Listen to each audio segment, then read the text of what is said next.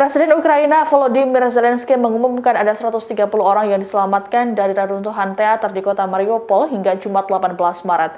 Disebutkan bahwa gedung tersebut menjadi tempat pelindungan ribuan warga sipil, utamanya anak-anak dan wanita hamil. Diperkirakan masih banyak orang yang terjebak dalam reruntuhan tersebut.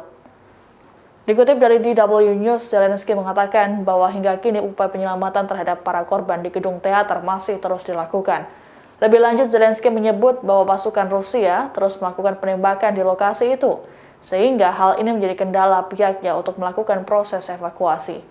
Zelensky pun meyakini masih ada ratusan orang yang terjebak di reruntuhan gedung teater. Diyakini bahwa ada 1.300 orang yang berlindung di gedung tersebut. Untuk diketahui, gedung teater di Mariupol ini dibom pada Rabu 16 Maret lalu. Sementara itu, para pejabat dan pengamat setempat mengatakan bahwa saat ini kondisi warga di Mariupol sangat kritis. Kondisi yang terisolasi membuat pasokan logistik menipis. Pejabat setempat pun menuding Rusia menggunakan kelaparan sebagai taktik perang.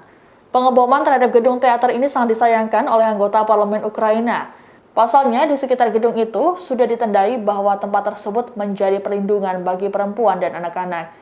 Terkait dengan peristiwa ini, baik Rusia dan Ukraina saling tuding sebagai dalang di balik pengeboman. Rusia sempat menyatakan bahwa pengeboman dilakukan oleh milisi ultranasionalis di Ukraina, Batalion Azov.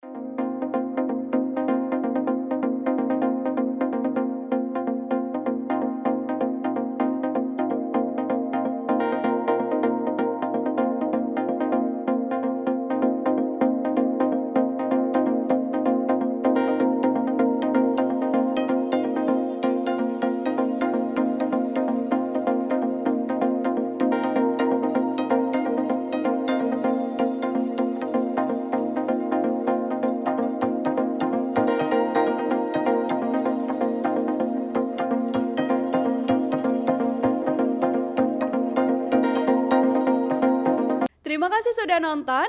Jangan lupa like, subscribe, dan share ya.